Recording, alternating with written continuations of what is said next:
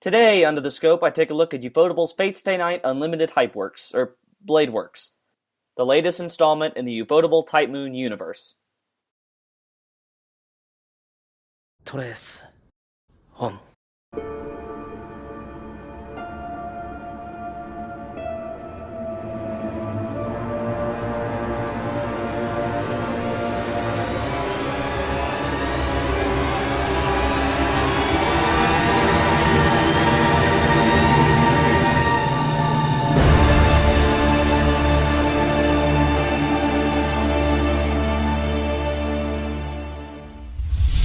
When I first heard the news that Ufotable would be making a Fate Stay Night remake, my hype went through the roof. To put it bluntly, Studio Dean's Fate Stay Night is just bad, and that's not even mentioning the piece of crap that some people like to call the Fate Stay Night Unlimited Bladeworks movie. Ufotable's Fate Zero, on the other hand, was an absolute masterpiece, so I could not wait to see what they would do with the original story. At the time, I didn't know what route from the visual novel they would adapt, but it honestly didn't matter. I was just as excited. Unfortunately, this is a very bad thing. Too many times good shows get overhyped to the point where people set impossibly high expectations the show can't hope to live up to. As many mediocre to shitty anime as there are nowadays, the last thing we need is for the few good shows out there to get derailed by the hype train. Still, as much as I tried to temper my expectations for this new Fate Stay Night adaptation, I just couldn't. Because the bar was set so high, I'm going to be holding it under the microscope. So, today's question: did Unlimited Bladeworks live up to the hype, or did it fall flat?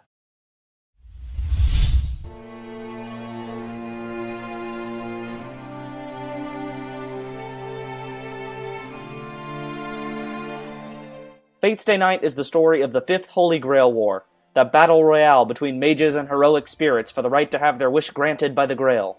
Unlimited Bladeworks is the second route of the visual novel, with Rin Tosaka, the main heroine, and a focus on finding yourself and fighting for your ideals. The story is without a doubt engrossing and absolutely brilliant, at times. Unfortunately, it's inconsistent. The first two episodes, both double length, served as a great opening to the series, but after the fight in episode 3, things slowed down considerably. In the second season, it again has its moments, from the Ilia episode to Answer and the final fight. However, these flashes of greatness don't translate to the rest of the series for two reasons. First, the pacing, with the first season being a bit on the slow side, though pretty solid overall, while the second season is rushed as hell. The fast pacing really took away from the series, making it difficult for me to get fully immersed into the story and feel the full impact of the events on screen. When a story moves too fast, it prevents the viewer from processing and reacting to each major event. The other serious problem I had with the series, inconsistent character development, really compounded this issue. That being said, UBW's story is, at least on paper, great. It's addicting, thought-provoking, and occasionally brilliant. The first season was highly enjoyable, and some of those problems I mentioned weren't nearly as prevalent. I just can't help but feel it wasn't nearly as great as it could have been. The ending in particular felt so rushed it lost most of its impact on me, ultimately feeling a bit anticlimactic, though that final battle was epic to say the least. UBW had a lot of potential, and it sometimes showed just how great it could be, but unfortunately, poor pacing, and as I'll get to next, inconsistent character development, really dragged the story down.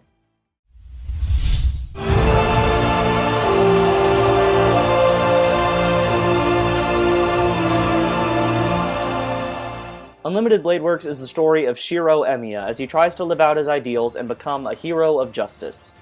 His growth from the beginning to the end of the series is immeasurable, particularly in terms of his strength. Unfortunately, his development along the way is sorely lacking. He's still the same generic, self-insert shonen protagonist, but at least in this series he's not a complete idiot. His fight for his ideals is compelling, as he really sees his beliefs tested to their limits. There were, however, gaps in his development. It seemed like at times he would see little growth, and then all of a sudden he'd make a huge leap in progress. His development in Season 1 was pretty lackluster, as I felt like they didn't do a great job of delving into why he so firmly believed in his ideals. This inconsistent development eventually lessened the impact of his climactic fight, even though it was one of the best moments in the entire series. The main heroine of UBW, Rin, is great, and I love watching her character.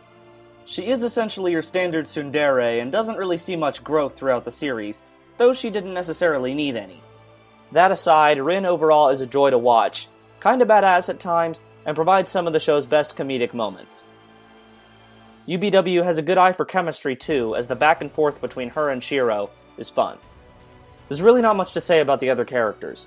Because this is only one of 3 routes, the characters that aren't the focus get sidelined for those who are. Saber does see some growth by the end and a bit of resolution to her story, a nice addition considering her development is almost entirely reserved for the Fate route. Archer is also worth mentioning for his total badassery and awesome backstory. Some of the characters like Ilya, Kirei, and Gil disappear for long stretches at a time, only to reappear out of nowhere before disappearing again, taking away from their story, especially in Ilya's case. If you do want the full story for all the other characters, you'll have to see the other routes, making this a poor standalone series. Overall, UBW does a so-so job with its characters. Shiro is a much better character than his Studio Dean counterpart, though he is by no means complex, and his development is too inconsistent to make his story as impactful as it could have been.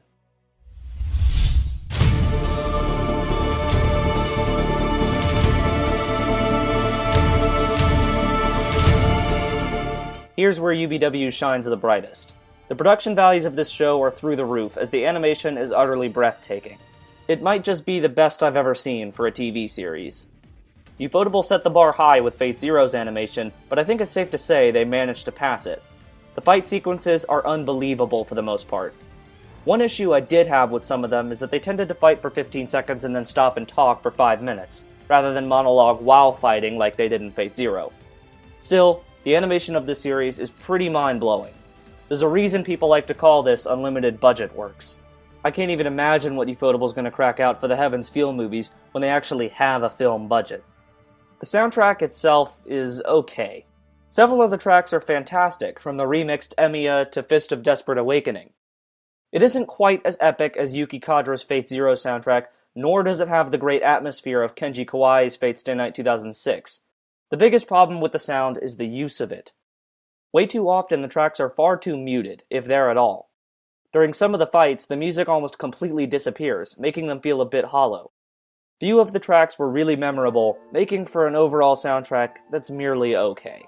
I thoroughly enjoyed both of the show's openings, with the second in particular being fantastic and one of my favorites. Aimer knocked the song out of the park, and the animation is of course incredible. The show also has 2 insert songs at the end of the first season and during Shiro's climactic fight.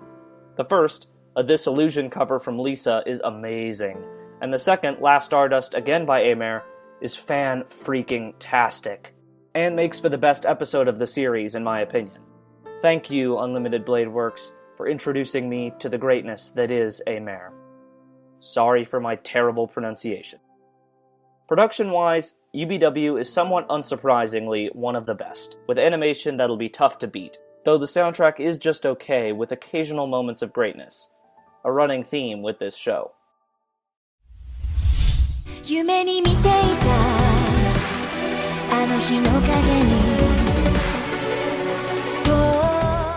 So, did UBW live up to the hype? Well, for me, it's a no. I admit my expectations going in were crazy high, but Ufotable set the bar with Kara no Kyokai and Fate Zero. Unlike the previous Ufotable Type Moon works, Unlimited Blade Works is only occasionally great. Several moments throughout the show are fantastic, and the music is very memorable at times. Unfortunately, the rushed pacing, especially in the second half, lessens the impact of these moments, and the soundtrack disappears during some of the more climactic scenes. Few of the characters are really fleshed out, and the main character suffers from a lack of development that leaves me less invested in his story overall. Considering the Unlimited Blade Works route is where he sees the most growth, this is especially problematic.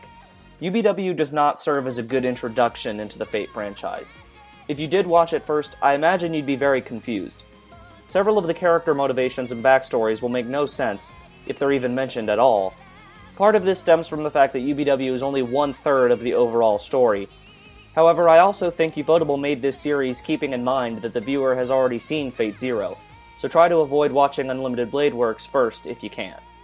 Maybe I'm being harsher on this series than I've been on others I've reviewed, but Ufotable has twice demonstrated the heights they can achieve with Type Moon works, making anything less a bit of a disappointment.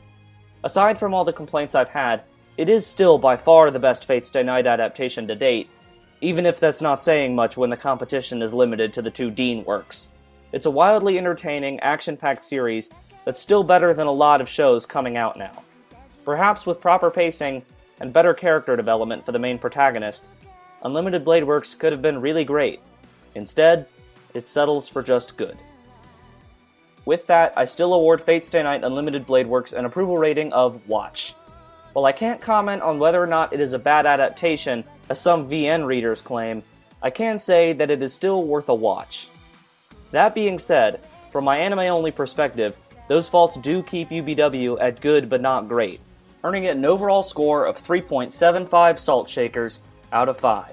Cause man, there are some super salty VN purists out there. I mean, I get it, it's not a one-to-one adaptation, but come on, really? A lot goes into the overall score, and I spent a significant amount of time debating whether to give UBW a 7.5 or an 8 out of 10. Ultimately, I went with the former, because while it may show flashes of brilliance, its faults weigh it down for me. It's still much better than the Dean crap, but isn't even close to Fate Zero. It doesn't stand on its own and didn't live up to my crazy high expectations, which admittedly colors my view of the show, as unfair as that may be. Here's to hoping the Heaven's Feel movies will finally give us the Fate Stay Night masterpiece I keep hoping for. If you're looking for something similar to UBW, I encourage you to check out the other two Ufotable Type Moon works, Fate Zero and Kara no Kyokai, as they're obviously in the same world as UBW, but are much better overall. For non-Type Moon recommendations, take a look at Parasite the Maxim for another show with the main character thrown into a battle in which he must fight to protect innocent people, as well for his own idea of right and wrong. That's all for me. If you have any questions or want to rage at me, please do so in the comments below. Do subscribe if you enjoyed the video, and as always, thanks for watching. See you next time.